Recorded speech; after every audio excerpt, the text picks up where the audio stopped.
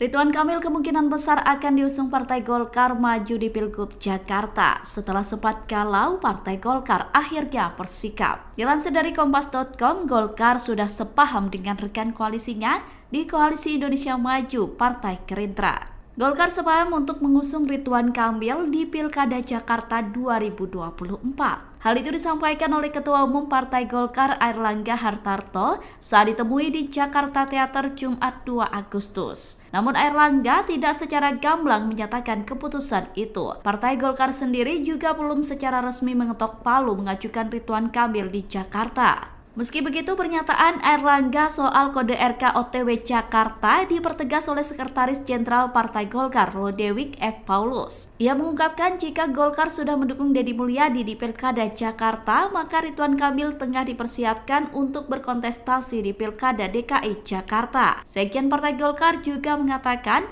baliho Ridwan Kamil menuju Jakarta bakal menjadi kenyataan. Adapun Golkar telah resmi mengusung Deddy Mulyadi di Pilkada Jawa Barat. Sikap Golkar berubah karena sebelumnya elit partai mempertimbangkan elektabilitas Ridwan Kamil tinggi di Jawa Barat. Namun kini Golkar mengusung Deddy Mulyadi di Jawa Barat dan mempersiapkan Ridwan Kamil di Pilgub Jakarta.